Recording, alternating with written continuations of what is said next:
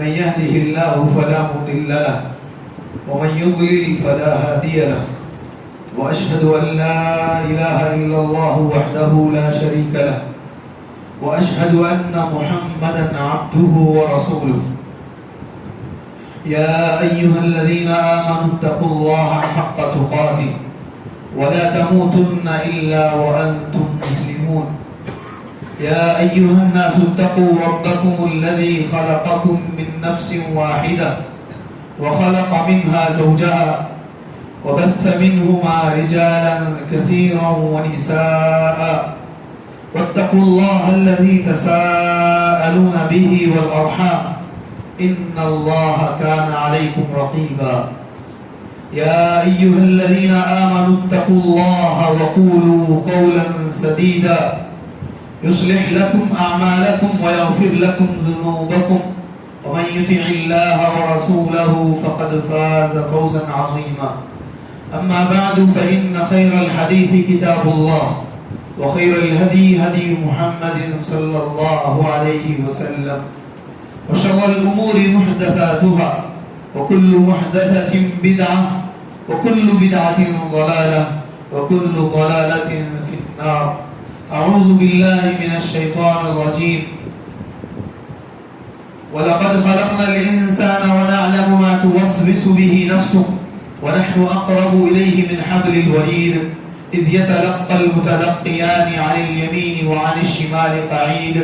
ما يلفظ من قول إلا لديه رقيب عتيد وجاءت سكرة الموت بالحق ذلك ما كنت منه تحيد ونفخ في الصور ذلك يوم الوعيد وجاءت كل نفس معها سائق وشهيد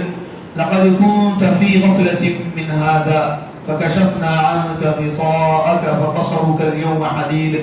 وقال قرينه هذا ما لدي عتيد ألقيها في جهنم كل كفار عنيد مناع للخير معتد مريب الذي جعل مع الله إلها آخر فألقياه في العذاب الشديد قال قرينه ربنا ما أطغيته ولكن كان في ضلال بعيد قال لا تختصموا لدي وقد قدمت إليكم بالوعيد ما يبدل القول لدي وما أنا بظلام للعبيد وقال تعالى في موضع آخر ويوم يعض الظالم على يديه يقول يا ليتني اتخذت مع الرسول سبيلا يا ويلتى ليتني لم أتخذ فلانا خليلا لقد أضلني عن الذكر بعد إذ جاءني وكان الشيطان للإنسان خذولا میرے اسلامی بھائیوں بزرگوں نوجوان ساتھیوں پردہ نشین اسلامی ماں اور بہنوں اور پیارے بچوں ہر قسم کی حمد و ثنا اللہ رب الجلال کے لیے ہے جو اپنی ذات میں صفات میں اسماء و افعال میں بے مثل و بے مثال ہے اس جیسی کوئی چیز نہیں ہے اور وہ خوب سننے والا دیکھنے والا ہے بے انتہا درود و سلام نازل ہو ہمارے رسول محمد صلی اللہ علیہ وسلم پر آپ کے آل پر اصحاب پر اور تمام پر جو نیکی اور احسان کے ساتھ آپ کی پیروی کرتے رہیں میرے اسلامی بھائیوں آج کا خطبہ جمعہ راہ ہدایت میں رکاوٹ کی چیزوں کے متعلق ہے کہ آدمی کو اللہ تبارک و تعالیٰ نے جس مقصد کے لیے پیدا کیا ہے وہ مقصد اللہ تبارک و تعالیٰ کی عبادت ہے توحید ہے یہی صراط مستقیم ہے یہی سیدھا راستہ ہے اور یہی راہ ہدایت ہے اس راہ ہدایت سے بعض لوگ رکے ہوئے رہتے ہیں کٹے ہوئے رہتے ہیں دور رہتے ہیں یا بھٹکے رہتے ہیں تو ان کے کچھ اسباب ہیں آدمی کو چاہیے کہ ان اسباب سے اپنے آپ کو بچائے تاکہ وہ ہدایت سے اپنے آپ کو دور نہ کر سکے اور ان اسباب سے اپنے دل کی حفاظت کرے تاکہ وہ بھٹکے نہیں اور ہدایت کی راہ سے وہ دور نہ ہو بنیادی طور پر اللہ تبارک و تعالیٰ نے جسے ہدایت دی ہے دین اسلام کی ہدایت دی ہے اس پر اللہ تبارک و تعالیٰ نے بڑا کرم کیا ہے اللہ تبارک و تعالیٰ کا اس کے اوپر بڑا فضل ہے کہ اللہ تبارک و تعالیٰ نے اسے حق کو قبول کرنے والا بنایا اور اس حق میں بھی اللہ تبارک و تعالیٰ نے پیدائشی طور پر اسے مسلمان ہونے کا شرف بخشا ہے ماں باپ مسلمان تھے تو ہم مسلمان ہو گئے، اور اللہ تبارک و تعالیٰ نے ہمیں اس دین پر استقامت دی، تو یہ ہماری سب سے بڑی کامیابی ہوگی۔ دور حاضر میں بہت سارے اسباب ہیں جو بھٹکنے کا سبب بن رہے ہیں، اس میں اگر سب سے پہلے ذکر کیا جائے تو وہ دوستیاں ہیں، علاقات اور تعلقات ہیں، اور اسی طریقے سے اعلام ہے، یعنی میڈیا ہے۔ میڈیا ہے جس میڈیا کی وجہ سے اور وہ باتیں، وہ پروگرام جو عام طور پر میڈیا پر چلائے جا رہے ہیں، ان میڈیا کے پروگراموں کی وجہ سے، باتوں کی وجہ سے بہت سارے لوگ بھٹک رہے ہیں۔ دوستی اس اعتبار سے حق سے رکاوٹ کا سبب ہے کہ اللہ تبارک و تعالیٰ نے سورہ فرقان میں فرمایا، جو آیتیں بھی خطبہ مسنونہ کے بعد پڑھی گئی، کہ اس دن ظالم اپنے ہاتھ چبائے گا۔ حالانکہ عام طور پر انگلیاں چبانے کی اصطلاح استعمال کی جاتی ہے، لیکن اللہ تبارک و تعالیٰ نے کہا کہ ظالم اپنے دونوں ہاتھوں کو چبائے گا، یعنی اس کی حسرت، اس کا پچھتاوا اتنا زیادہ ہوگا کہ اسے لگے گا کہ وہ افسوس سے اپنے ہاتھی کو چبا ڈالے۔ اللہ تعالیٰ نے کہا کہ وَيَوْمَ يَعَضُّ الظَّالِمُ عَلَى يَدَيْهِ، اپنے دونوں ہاتھوں کو وہ چبائے گا، کہے گا کہ اے کاش میں فلاں کو دوست نہ بناتا تو کتنا اچھا ہوتا، کاش کہ میں رسول کا راستہ اختیار کرتا تو کتنا بہتر ہوتا۔ اس نے اپنے آنے کے بعد، میری زندگی میں آنے کے بعد، اس نے مجھے اللہ کے ذکر سے، قرآن سے، حق سے غافل کیے رکھا۔ لقد اضلنی عن الذکر بعد اذ جاءنی، وہ میرے پاس آنے کے بعد اس نے مجھے ذکر سے غافل کیے رکھا۔ وَكَانَ الشَّيْطَانُ لِلْإِنسَانِ خَذُولًا، اور شیطان انسان کو رسوا کرنے والا ہی ہے۔ تو دوستی آدمی جو اختیار کر رہا ہے، اس کو چاہیے کہ وہ اپنے دوست کے دین کو دیکھے، کیونکہ وہ اسی کے دین پر ہوتا ہے۔ اپنے ساتھی کے دین کو دیکھے اس لیے کہ وہ اسی کے دین پر مانا جاتا ہے۔ آپ صلی اللہ علیہ وسلم نے فرمایا، المرء علی دین خلیلہ فلینظر احدکم من یخالل، کہ انسان اپنے دوست کے دین پر ہوتا ہے، تم دیکھو کہ تم دوست کس کو بنا رہے ہو۔ اور اصطلاح مشہور ہے، مقولہ، کہ تم اگر کسی کے بارے میں جاننا چاہتے ہو تو اس کے بارے میں نہ پوچھو، بلکہ اس کے دوستوں کے بارے میں پوچھو، تو تمہیں اس کی شخصیت کا اندازہ ہو جائے گا کہ وہ خود کیسا ہے، جیسے اس کے دوست ہوں گے وہ ویسا ہی ہوگا۔ عموماً دور حاضر میں تعلقات، تجارتی تعلقات کی وجہ سے، یا عام مفادات کی وجہ سے، یا اسکول کی، کالج کی دوستیوں کی وجہ سے، یا ایسے ہی یعنی سوشل میڈیا کی دوستیوں کی وجہ سے لوگ اتنا آگے چلے جاتے ہیں کہ اس کی باتوں سے متاثر ہوتے ہوتے اپنے دین کو بھی اس کے ہاتھ میں دے بیٹھتے ہیں، اور وہ اس کے ذہن کو خراب کر کے اس کو مرتد کر کے چھوڑتا ہے۔ بہت سارے وہ احباب جو ہمارے ساتھ اٹھتے بیٹھتے ہیں، لیکن ان کے نظریات دینی اسلامی نہیں ہیں، عقیدے کے اعتبار سے ان کے نظریات غلط ہیں، روشن خیالی کے نام پر ان کے پاس گمراہیاں ہیں، اور ان کے پاس آزادی کے نام پر دین سے آزادی کی باتیں ہیں، اسلامی احکامات سے، شریعت سے آزادی کی باتیں ہیں۔ ایسی باتیں یعنی کہ عام طور پر شیطان اس کو بڑے اچھے انداز میں پیش کرتا ہے، اور اس کو جلد قبول کرنے کے لیے آمادہ بھی کرتا ہے، اور انسان آمادہ بھی ہو جاتا ہے، اس لیے کہ شیطان کا اس کے اوپر ایک قسم کا ڈیکوریشن موجود ہے، جس کی وجہ سے باتیں اسے اچھی لگتی ہیں۔ جیسے یہ باتیں جو ساتھ میں بیٹھنے والے کرتے ہیں کہ جو ہے چاہے نماز پڑھو یا نہ پڑھو، کسی کا دل نہیں دکھانا، اخلاق اچھے رہنا، اور اسی طریقے سے کسی غریب بچی کی شادی کر دو، اتنے بار عمرہ کرنے کی کیا ضرورت ہے، قربانی کرنے کی کیا ضرورت ہے، اس کے بدلے میں اس کا پیسہ دوسروں کو دے دو، اس طرح کی باتیں جو بڑی سننے میں اچھی لگتی ہیں کہ بار بار عمرہ کر رہے ہیں، اور حال یہ ہے کہ ان کے رشتہ داروں کے ساتھ ایسے تعلقات ہیں، فلاں تعلقات ہیں، اس عمرے سے کیا فائدہ، نماز تو برابر پڑھتے ہیں لیکن ان کا یہ کیا فائدہ۔ تو یہ ساری چیزوں کو ایسا جوڑ کر لوگ بولتے ہیں کہ ایسا لگتا ہے کہ نماز تو چھوٹی ہے، اصل چیز تو یہ تھی، حج تو چھوٹا ہے، اصل چیز تو یہ تھی۔ حالانکہ حال یہ ہے کہ وہ آدمی اپنے رشتہ داروں کے ساتھ اچھا سلوک کرنے والا ہے، صدقہ خیرات بھی کرنے والا ہے، غریب یتیم بچیوں کی شادیوں کے بارے میں تعاون کرنے والا بھی ہے،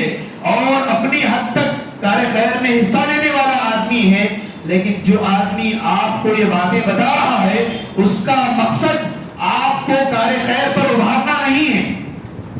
آپ کو صدقہ خیرات پر ابھارنا نہیں ہے، آپ کو غریبوں یتیموں کے سلسلے میں ہمدردی کا احساس دلانا مقصود نہیں ہے، بلکہ اس کا مقصد یہ ہے کہ آپ نماز کو چھوٹا جانیں، آپ حج و عمرہ کو چھوٹا جانیں، آپ قربانی کو چھوٹا جانیں، آپ روزے کو چھوٹا جانیں، آپ دین کو چھوٹا جانیں، آپ اس سے اوپر چلے جائیں۔ اس سے اوپر کیا ہے؟ اس سے اوپر یہ ہے کہ سوشل آدمی بن جاؤ، آپ سوشل آدمی بن جاؤ، لبرل آدمی بن جاؤ، ایسے کہ آپ اپنے مفاد کے لیے اپنی مرضی کے مالک بن جاؤ اور اپنی مرضی کو خدا بنا بیٹھو، اپنی مرضی کو خدا بنا بیٹھو اور یہ کہو کہ میرے دل کو یہ اچھا لگتا ہے میں کروں گا۔ کہنے والے یہاں تک کہتے ہیں کہ اللہ تبارک و تعالیٰ نے نماز کا حکم دیا لیکن نماز پڑھنے کا نہیں کہا۔ اللہ نے کہا کہ نماز قائم کرو، نماز قائم ہے، میرے دل میں نماز قائم ہے، پڑھنا جب دل بولے گا تو پڑھوں گا ضرور۔ ایسے کہنے والے بھی ہیں۔ روزہ رکھنے سے کیا فائدہ؟ قبر کا عذاب کس نے دیکھا ہے؟ آخرت کو کس نے دیکھا ہے؟ یہ ساری باتیں کہنے کی باتیں ہیں۔ ایسا کہنے والے بھی لوگ ساتھ میں بیٹھنے والے ہوتے ہیں، اٹھنے والے ہوتے ہیں۔ یہ جو صحبت ہے گرچہ کے مفاد کے لیے ہو، ایسے ہی عام تعلقات کے لیے ہو، لیکن ہمارے بچوں کے لیے، نوجوانوں کے لیے بڑی خطرناک ثابت ہو رہی ہے کہ سوشل میڈیا پر کتنے ایسے انفلوئنسرز کے نام پر، موٹیویشنل اسپیکر کے نام پر اتنے لوگ موجود ہیں جو یہ ساری باتیں کہتے ہیں، بڑے ہی خوبصورت پیرائے میں کہتے ہیں اور لوگ ان کی یعنی کہ اتباع کرتے ہوئے، پیروی کرتے ہوئے چلے جاتے ہیں، حالانکہ یہ اللہ کے پیروکار نہیں ہیں، حق کے پیروکار نہیں ہیں، ہدایت کے راستے کے پیروکار نہیں ہیں، یہ اپنے خواہش کے پیروکار ہیں۔ اس لیے کہ چند دن کے بعد دیکھتے ہیں ہم کہ ان میں سے ایک آدمی اپنی بیوی کو بے پردہ نکال دیتا ہے، وہ کبھی کہیں چرچ کو چلا جاتا ہے، مندر کو چلا جاتا ہے اور اس سے بڑھ کر کے وہ دشمنوں کے ساتھ مل جاتا ہے، یا بعد میں پتا چلتا ہے کہ وہ دشمنوں میں ہی سے ہی تھا،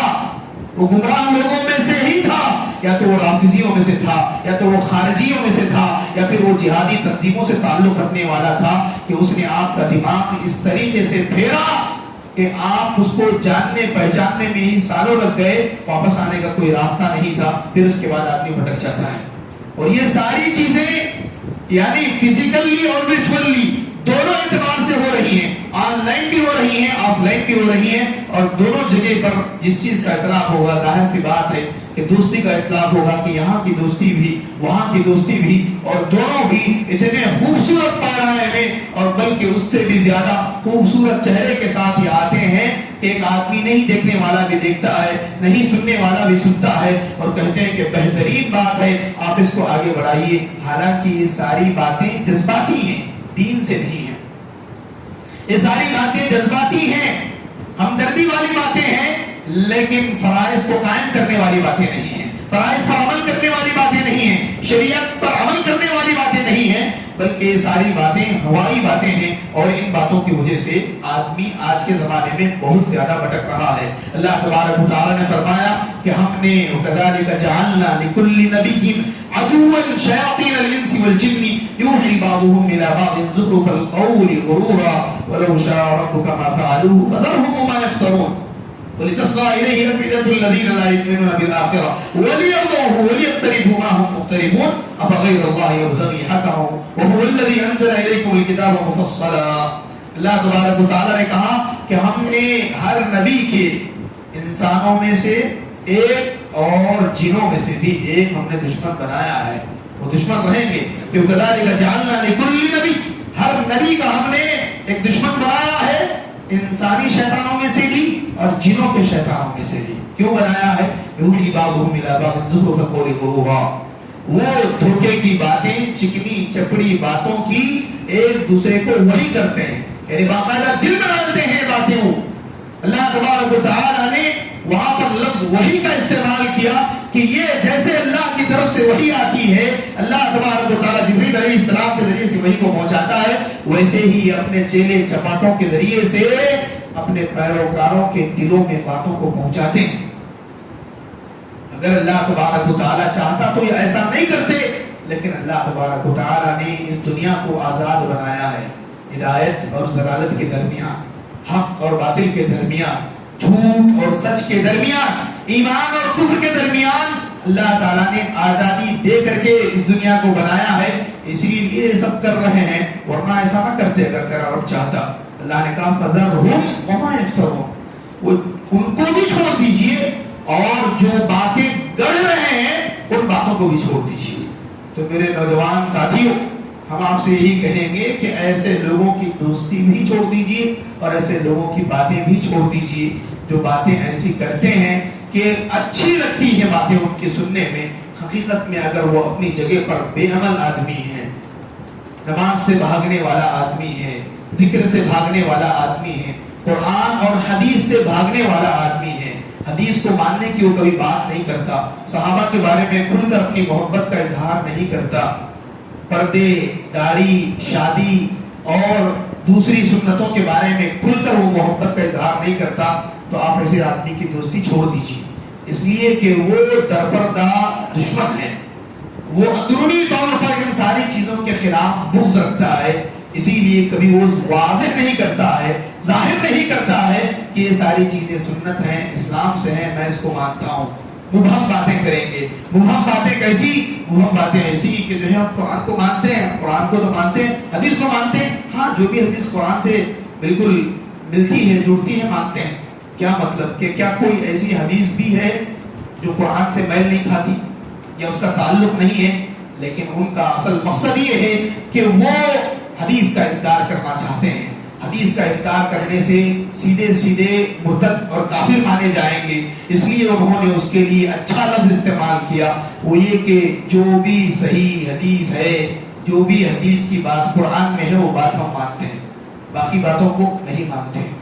اور یہی وہ لوگ ہیں جو قبر کے عذاب کے سلسلے میں بڑی بڑی باتیں کرتے ہیں اور آخرت کے بارے میں بھی بڑی بڑی باتیں کرتے ہیں، اور ان ساری چیزوں میں ان کا مقصد یہی ہوتا ہے کہ حدیث کا انکار یا تو مقصود ہے یا تو دین اسلام کی تنقیص ہے، اور صحابہ کے سلسلے میں اگر وہ کھل کر محبت کا اظہار نہیں کرتے ہیں تو اس کا مطلب یہ ہے کہ یہ درپردہ صحابہ کے متعلق اپنے دلوں میں بغض رکھتے ہیں، دشمنی رکھتے ہیں، اور اس کا اظہار وہ کرنے کی ہمت نہیں کرتے ہیں، جسارت نہیں ہے ان کے پاس۔ لیکن ایک وقت آئے گا کہ ان کی یہ باتیں ظاہر ہو جائیں گی۔ اس کی بہت ساری مثالیں سوشل میڈیا پر موجود ہیں، غامدی ہے، انجینئر علی مرزا ہے، اور اس کے جیسے چیلے چپاٹے جتنے بھی ہیں۔ اور ابھی کے زمانے میں ہمارے ہندوستان کے بڑے اسکالر مانے جاتے تھے، بہت بڑے مانے جاتے تھے، لیکن ایسی باتیں ان کی زبان سے نکلی کہ آج یعنی کہ وہ ہدایت کے راستے سے ہٹتے جا رہے ہیں، اور ان کی باتیں ایسا ان کی باتوں سے ایسا لگ رہا ہے کہ انہوں نے کبھی کیا عقیدے کو سمجھا تھا یا حدیث کو سمجھا تھا کہ نہیں سمجھا تھا۔ تو اس لیے آدمی کو چاہیے کہ علاقات، تعلقات جو ہیں، دوستیاں جو ہیں، وہ بھروسہ مند لوگوں سے اور اچھے لوگوں سے، دیندار لوگوں سے رکھے۔ دیندار لوگوں سے مراد کے لیے نہیں کہ آپ داڑھی والے کو ہی دوست رکھیں، ایسا نہیں۔ اس سے مراد یہ ہے کہ جس کے خیالات، نظریات اسلام کے متعلق، دین اسلام کے متعلق، صحابہ کے متعلق، سنت اور حدیث کے متعلق صحیح ہوں، شریعت اسلامیہ کے احکامات کے متعلق صحیح ہوں۔ اللہ کے نبی صلی اللہ علیہ وسلم نے دوستی کی جو مثال دی ہے وہ بڑی واضح ہے۔ اللہ کے نبی نے فرمایا کہ دوستی، اچھے دوست اور برے دوست کی مثال جو ہے وہ عطر بیچنے والے، خوشبو کا کاروبار کرنے والے اور حداد کا کام کرنے والے، لوہار کا کام کرنے والے جیسی ہے۔ خوشبو نہ بھی خریدو گے تو خوشبو سے فائدہ اٹھاؤ گے، اور حداد کا مسئلہ ایسا ہے کہ لوہار کا مسئلہ ایسا ہے کہ وہاں بیٹھ کر تم خریدو یا نہ خریدو لیکن تمہارے کپڑے گندے ہو جائیں گے، تمہارے کپڑے گندے ہو جائیں گے۔ یہی حال ان صحبتوں کا ہے جو صحبتیں آج ہم یہ سمجھتے ہیں کہ ہمارا بچہ بڑا دیندار ہے، ہمارا بچہ بڑا علم والا ہے، ہمارے بچے کو دین کے بارے میں بہت معلومات حاصل ہیں، لیکن یہی بچہ آگے بڑھتے بڑھتے حالات سے یعنی کہ ایسا سمجھوتا کرتا ہے، کیوں؟ اس لیے کہ ہر دن وہ ان باتوں کو سن رہا تھا۔ تو یہ دو چیزیں ہیں، ایک صحبت اور دوسرا یہ ہے کہ میڈیا کے وہ پروگرام جن پروگراموں کے ذریعے سے باقاعدہ شرک، الحاد اور کفر کو پھیلایا جا رہا ہے۔ تیسری چیز جو ہم سے مانع ہے وہ تکبر ہے۔ اللہ تبارک و تعالیٰ نے فرمایا سأصرف عن آیاتی الذین یتکبرون فی الارض بغیر الحق وإن يروا كل آیة لا یؤمنوا بها وإن يروا سبیل الرشد لا يتخذوه سبیلا وإن يروا سبیل الغی يتخذوه سبیلا ذلك بأنهم كذبوا بآیاتنا وكانوا عنها غافلین، کہ ہم ہماری آیتوں سے ان لوگوں کو پھیر دیں گے، ہم ہماری آیتوں سے ان لوگوں کو موڑ دیں گے جو تکبر کرتے ہیں، زمین میں ناحق تکبر کرنے والوں کو ہم ہماری آیتوں سے پھیر دیں گے. تو یہ تکبر بنیادی طور پر وہ سبب ہے جس کی وجہ سے کئی بڑے بڑے لوگ حق سے رکے رہے. اس میں قریش کے سرداران بھی آتے ہیں اور ان سے پہلے فرعون بھی آتا ہے کہ صرف تکبر کی وجہ سے وہ جو ہے موسیٰ علیہ السلام کی دعوت کو قبول نہیں کیا تھا. تیسری چیز یہ کہ آدمی حق اور اہل حق سے ناپسندیدگی اپنے دل میں رکھے، یعنی اس کے دل میں حق سے کراہت ہے اور حق والوں سے ایک قسم کی ناپسندیدگی ہے، تو یہ چیز اس کو لے کر جائے گی گمراہی کی طرف. اللہ تبارک و تعالیٰ نے فرمایا سورہ بقرہ میں وَدَّ كَثِيرٌ مِّنْ أَهْلِ الْكِتَابِ لَوْ يَرُدُّونَكُم مِّن بَعْدِ إِيمَانِكُمْ كُفَّارًا حَسَدًا مِّنْ عِندِ أَنفُسِهِم مِّن بَعْدِ مَا تَبَيَّنَ لَهُمُ الْحَقُّ فَاعْفُوا وَاصْفَحُوا حَتَّىٰ يَأْتِيَ اللَّهُ بِأَمْرِهِ إِنَّ اللَّهَ عَلَىٰ كُلِّ شَيْءٍ قَدِيرٌ. اہل کتاب میں سے اکثر لوگ چاہتے ہیں کہ وہ تم کو پھیر دیں، یعنی مرتد کر دیں. اہل کتاب میں سے اکثر لوگوں کی یہ خواہش ہے، دلی خواہش ہے کہ وہ تم کو مرتد بنا دیں.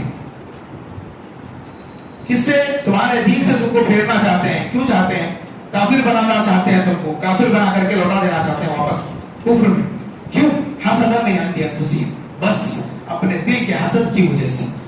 حسد کی وجہ سے ایسا کر رہے ہیں. ورنہ اصل حقیقت کیا ہے؟ من بعد ما تبین لهم الحق، حق واضح ہو گیا ہے ان کے اوپر، حق واضح ہے، لیکن صرف دل میں دشمنی ہے. اس دشمنی کی وجہ سے وہ چاہتے ہیں کہ تم ایمان پر نہ رہو. اور اللہ تبارک و تعالیٰ نے کئی جگہوں پر اس بات کو ذکر کیا ہے کہ الذین آتیناہم الکتاب یعرفونہ کما یعرفون ابناءہم وان فریقا منہم لیکتمون الحق وہم یعلمون. اللہ تعالیٰ نے کہا کہ ہم نے جن کو کتاب دی ہے ان کا حال یہ ہے کہ وہ نبی کو ویسے ہی پہچانتے ہیں جیسے وہ اپنے بچوں کو پہچانتے ہیں، جیسے وہ اپنے بچوں کو پہچانتے ہیں ویسے ہی نبی کو پہچانتے ہیں. لیکن جانتے حق کو جاننے کے بعد وہ حق کو چھپا رہے ہیں، یعنی جانتے بوجھتے وہ حق کو چھپا رہے ہیں. تو یہ جیسے یہودیوں کی جو صفت بتائی گئی، اہل کتاب نصارہ کی صفت بتائی گئی کہ صرف حسد کی وجہ سے وہ پھیرنا چاہتے ہیں. تو اس لیے میرے بھائیوں، حق سے کراہت آدمی کے دل میں نہیں ہونا چاہیے، حق سے ناپسندیدگی نہیں ہونا چاہیے، اور حق والے اہل حق سے بھی ناپسندیدگی نہیں ہونا چاہیے. اسی طریقے سے اللہ تبارک و تعالیٰ کے پاس حق سے کراہت والوں کا نتیجہ کیا ہے؟ اعمال برباد کر دیتا ہے. اللہ تبارک و تعالیٰ اعمال کو برباد کر دیتا ہے. اگر کوئی آدمی دین اسلام سے نفرت رکھتا ہے یا دین اسلام کے احکامات میں سے کسی ایک حکم سے نفرت رکھتا ہے دلی طور پر، تو اللہ تعالیٰ اس کے اعمال برباد کر دے گا. اللہ تعالیٰ نے سورہ محمد میں فرمایا ذالک بأنہم کریہوا ما انزل اللہ فأحبط اعمالہم، انہوں نے اللہ نے جو نازل کیا ہے اس کو ناپسند کیا، اللہ نے ان کے اعمال کو برباد کر دیا، ان کے اعمال کو اللہ تبارک و تعالیٰ نے برباد کر دیا. اس لیے ہمیں چاہیے کہ نہ دین اسلام کے سلسلے میں کمپرومائز کریں، سمجھوتا کرنا دین اسلام کے احکامات کے بارے میں، عقیدے کے بارے میں، توحید کے بارے میں، یہ اپنے آپ کو نقصان پہنچانے والی بات ہے. اور اللہ کے نبی صلی اللہ علیہ وسلم کے زمانے میں بہت سارے وہ لوگ جو اپنے آپ کو بہت ہی عقل مند سمجھتے تھے، انہوں نے اگر دین کے مقابلے میں، حق ہدایت کے مقابلے میں اگر کسی بھی چیز کو ترجیح دی ہے تو وہ چیز ان کے لیے نقصان کا باعث ہو چکی. جنہوں نے مال کو ترجیح دی یا جنہوں نے باپ دادا کو ترجیح دی، سب کے سب گمراہ ہوئے اور خسارہ پانے والے ہوئے. اللہ نے ہمیں ان سب سے الگ کر کے حق پر بنایا ہے، حق پر پیدا کیا ہے، دین اسلام کا ماننے والا پیروکار بنا کر پیدا کیا ہے. اللہ کا شکر ادا کرنا چاہیے، خود کو بھی ایمان پر مضبوط کرنا چاہیے، اپنے بچوں کی بھی بہترین تربیت کرنا چاہیے. حسان بن ثابت رضی اللہ تعالیٰ عنہ مشہور شاعر، اللہ تبارک و تعالیٰ نے ان کو دین اسلام کی ہدایت دی. طفیل بن عمرو دوسی رضی اللہ تعالیٰ عنہ بڑے بہترین شاعر، عالم اور حکیم مانے جاتے تھے. لوگوں نے ان کو حق کے خلاف اتنا ورغلایا تھا کہ کانوں میں روئی رکھتے تھے، کانوں میں روئی رکھتے تھے. لیکن انہوں نے خود سے کہا کہ میں خود اتنا سمجھدار عقل مند ہوں، کیوں نہ میں ان کی بات کو سنوں، اس لیے کہ میں بات کے اونچ نیچ کو جانتا ہوں اور سچ اور غلط کے درمیان تمیز، صحیح اور غلط کے درمیان تمیز کر سکتا ہوں. تو خود میں کیوں نہ ان کی بات سنوں. اللہ کے نبی صلی اللہ علیہ وسلم کی بات سنی، اسلام قبول کر لی. ان کے مقابلے میں ایک اور آدمی بھی ہے، عائشہ بن قیس، عرب کا مشہور شاعر. اس کو بھی دین اسلام اور دین اسلام کی حقانیت اور یہ ہدایت کا راستہ اس کے اوپر بھی واضح ہو گیا تھا. چاہتا تھا کہ اللہ کے نبی کے پاس آئے اور آ کر کے اسلام قبول کر لے. آئے، جیسے ہی آئے تو مشرکین مکہ کی ملاقات ہو گئی. کہا کہ کہاں جا رہے ہو؟ کہا کہ محمد صلی اللہ علیہ وسلم کے پاس جا رہا ہوں تاکہ حق قبول کر لوں. انہوں نے سوچا کہ یہ اگر قبول کر لے گا تو ان کے پیروکاروں میں اور بھی اضافہ ہو جائے گا اور دین اسلام کی حقانیت واضح طور پر ثابت ہو جائے گی. کیونکہ بڑے بڑے شاعر، ادیب، حکیم، دانشور جنہیں کہا جاتا ہے، وہ جب اسلام قبول کر لیے تو اس کا مطلب یہ کہ محمد صلی اللہ علیہ وسلم کی دعوت حق ہے، سچ ہے اور عقل کا تقاضا ہے۔ انہوں نے اس کو پھیرنا چاہا، کہا کہ تمہارے لیے ہم عورتوں کا انتظام کرتے ہیں تو کیا تم واپس چلے جاؤ گے؟ اس نے کہا کہ میں ابھی بوڑھا ہوں، مجھے عورتوں میں کوئی رغبت نہیں ہے۔ نے کہا تو پھر حل لگا بالخم شیء، اس نے کہا کہ مجھے شراب کی بھی کوئی عادت نہیں ہے اور نہ ہی میں شراب پیتا ہوں۔ کیوں؟ اس لیے کہ عقل مند، عقل کو لے جانے والی چیز شراب ہے۔ تیسرا انہوں نے کہا کہ 100 اونٹ دیتے ہیں، 100 اونٹ دیں گے تم کو، تم یہاں سے واپس چلے جاؤ۔ اس نے کہا کہ تو پھر اگر یہ مال ہے تو پھر یہ مال ہے، یہ مال قبول کیا جا سکتا ہے۔ وہ 100 اونٹ لیا اور 100 اونٹ لے کر کے واپس چلا گیا۔ اس نے مال کو ترجیح دی، دنیا کو ترجیح دی۔ اللہ تعالیٰ کہتے ہیں حال کیا ہوا؟ اونٹ لے کر کے پہنچا اپنے قریے پر پہنچا تو وہاں پر اونٹ سے پھسلا، گرا، گردن پر مار لگا اور مر گیا۔ اللہ تعالیٰ نے کہا ذالک بأنہم مستحب الحیات الدنیا علی الآخرہ، کہ انہوں نے یہ اس وجہ سے کہ انہوں نے دنیاوی زندگی کو آخرت پر محبوب جانا، ترجیح دی۔ تو اس لیے اسلام کے مقابلے میں، دین اسلام کے مقابلے میں، حق کے مقابلے میں کسی چیز کو ترجیح نہ دیں، اس لیے کہ اللہ تبارک و تعالیٰ کے پاس یہ دنیا مچھر کے پر کے برابر بھی نہیں ہے، اور وہ آدمی جو دنیا کو ترجیح دیتا ہے آخرت کی حقیقی دائمی ہمیشہ کی زندگی سے محروم ہو جاتا ہے۔ اللہ رب العالمین سے دعا ہے کہ اللہ تبارک و تعالیٰ ہمیں ان باتوں پر عمل کرنے کی توفیق عطا فرمائے۔ اللہ تبارک و تعالیٰ حق سے روکنے والی چیزوں، لوگوں اور فرقوں سے اللہ تعالیٰ ہماری حفاظت فرمائے۔ اللہ تعالیٰ سے دعا ہے کہ اللہ تعالیٰ ہمیں توحید و سنت پر استقامت رکھے، توحید و سنت پر اللہ تعالیٰ استقامت عطا فرمائے، اور اللہ تبارک و تعالیٰ ہمیں ہماری نسلوں کو شرک سے، بت پرستی سے بچائے۔ اللہ تعالیٰ سے دعا ہے کہ جو بھی بیمار ہیں ان کو شفا کاملہ عاجلہ نصیب فرمائے، جو بے روزگار ہیں اللہ تعالیٰ ان کو روزگار نصیب فرمائے، جو قرض دار ہیں اللہ تعالیٰ ان کے قرضوں کو چکائے، اور جو بے اولاد ہیں اللہ تعالیٰ اپنے فضل سے انہیں صاحب اولاد بنائے۔ اللہ رب العالمین سے دعا ہے کہ مسجد جس نے بھی تعمیر کی ہے اللہ تبارک و تعالیٰ انہیں ان کے اس عمل کو قبول فرمائے، اور ان کو اللہ تبارک و تعالیٰ اس کا بہترین بدلہ عطا فرمائے، ان کے لیے اس مسجد کو اور اس کے ذریعے سے ہونے والی خدمات کو صدقہ جاریہ بنائے۔ ابھی جو لوگ بھی مسجدوں کی خدمت کر رہے ہیں اللہ تبارک و تعالیٰ ان کی خدمتوں کو قبول فرمائے، اللہ تبارک و تعالیٰ انہیں اخلاص عطا فرمائے، اور اس عمل کو اللہ تبارک و تعالیٰ خالص ان کے لیے، اللہ تبارک و تعالیٰ خالص اپنی رضا کے لیے کر لے، اللہ تبارک و تعالیٰ خالص اپنی رضا کے لیے، خوشنودی کے لیے ان کے ان عمل کو اللہ تعالیٰ قبول فرمائے۔ آمین۔ اقول قولی هذا واستغفر الله لي ولكم ولسائر المسلمين من كل ذنب فاستغفروه انه هو الغفور الرحيم۔